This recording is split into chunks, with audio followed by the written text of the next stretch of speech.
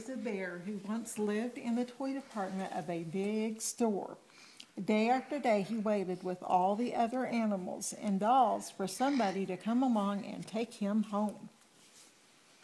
The store was always filled with shoppers, buying all sorts of things, but no one ever seemed to want a small bear in green overalls. Then one morning, a little girl stopped and looked straight into Corduroy's bright eyes. "Oh, Mommy," she said, "look, there's the very bear I've always wanted." "Not today, dear," her mother sighed. "I spent too much money already. Besides, he doesn't look new. He's lost a button to one of his shoulder straps." Corduroy watched them sadly as they walked away. "I didn't know I'd lost a button," he said to himself. "Tonight I'll go see if I can find it." Late that evening, when all the shoppers had gone and the doors were shut and locked, Corduroy climbed carefully down from his shelf and began searching everywhere on the floor for his lost button. Suddenly, he felt the floor moving under him. Quite by accident, he had stepped onto an escalator, and up he went. Could this be a mountain, he wondered? I think I've always wanted to climb a mountain. He stepped off the escalator as it reached the next floor, and there, before his eyes, was a most amazing sight. Tables and chairs and lamps and sofas and rows of beds. "This must be a palace," Corduroy gasped. "I guess I've always wanted to live in a palace." He wandered around admiring the furniture. "This must be a bed," he said. "I've always wanted to sleep in a bed." And up he crawled onto the large, thick mattress. All at once he saw something small and round. "Why, here's my button," he cried, and he tried to pick it up.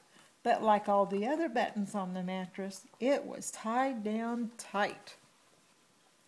Corduroy didn't know it, but there was someone else awake in the store.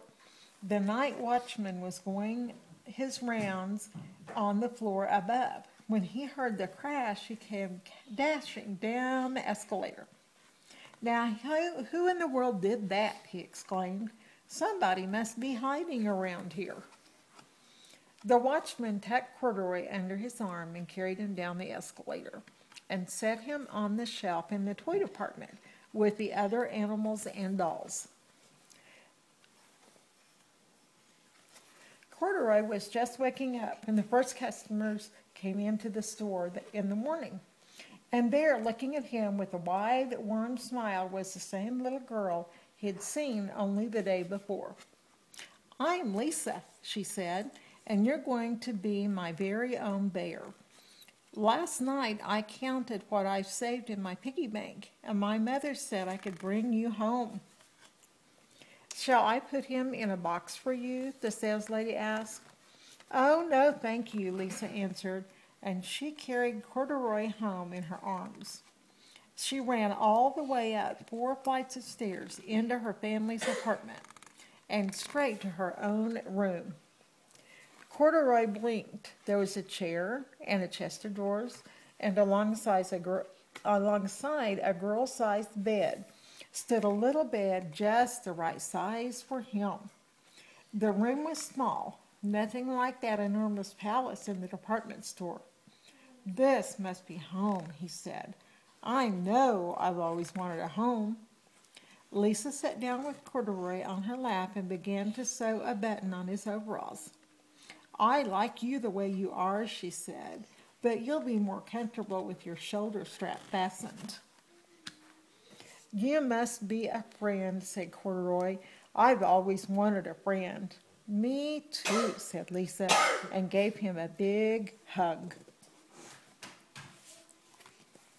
Can you get the back